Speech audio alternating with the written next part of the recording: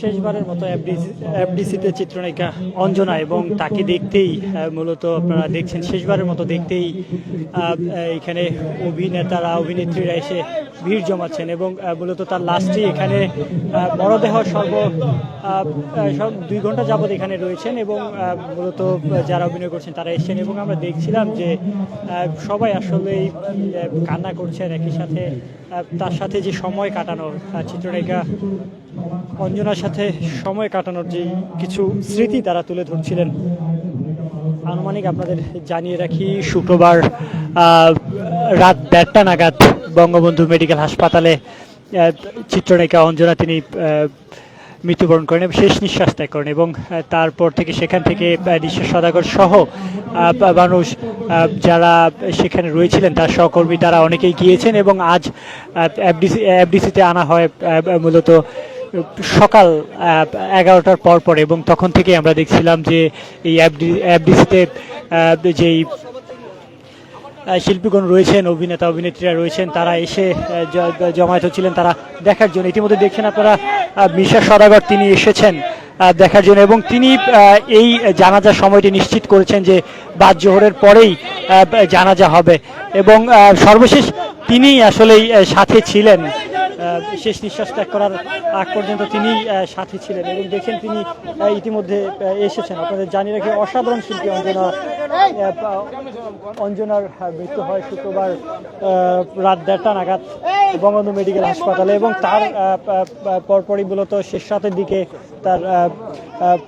পরিবারের লোকজন তাকে সেখান থেকে বাসায় নিয়ে যায়, এবং বাসায় নিয়ে যাওয়ার পর থেকে কোথায় জানাজা কখন কীভাবে হবে সেটি নিয়ে অনেক কিছু চললেও সর্বশেষ মিশা সওদাগর জানান দেন যে আজ বাদ জোহরে এফডিসিতে জানাজা হবেন, এবং সেই জানাজার জন্যই মূলত এখানে আমরা দেখছিলাম যে এসে সকালেই মূলত তার যে মরদেহটি এখানে আসেন অঞ্জনা দত্তের, এবং সেই অঞ্জনার মরদেহর গাড়িকে কেন্দ্র করে আমরা দেখছিলাম যে এখানে যারা রয়েছেন, শিল্পী রয়েছেন, তার সহকর্মীরা রয়েছেন, তারা এসে জমায়েত হচ্ছিলেন, এবং তারা শেষবারের মতো দেখার চেষ্টা করছিলেন। একই সাথে এখানে দেখার পর এক একজনের স্মৃতিচারিত হয়ে নানা রকম কথা বলছিলেন যে তার সাথে সময়টুকু কিভাবে তাদের কেটেছে এবং কেমন সময় গিয়েছে।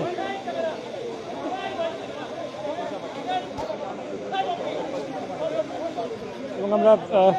কথা শুনবো মিশা সওদাগরের।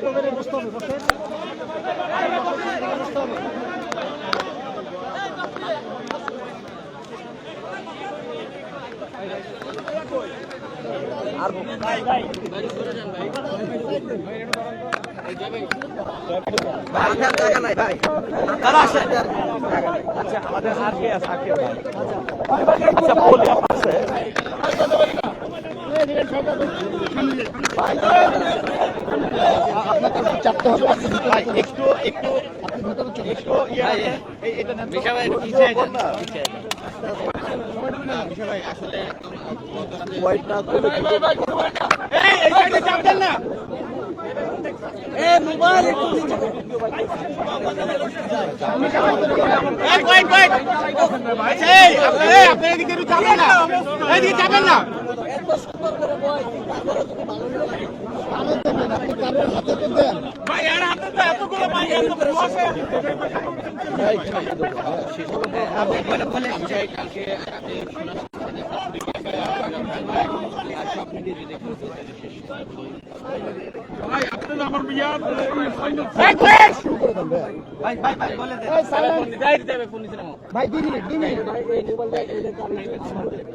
একটু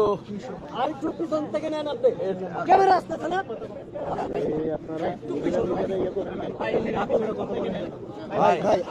ভাই একটু। আচ্ছা,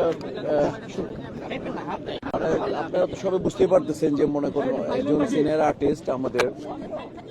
আপনি এমন একজন মানুষ ছিলেন যেটা একেবারে ডাউন টু আর্থ,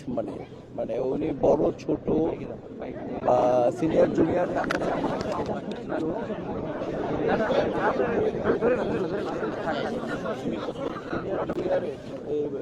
তার কাছে কোনো ভেদাভেদ ছিল না।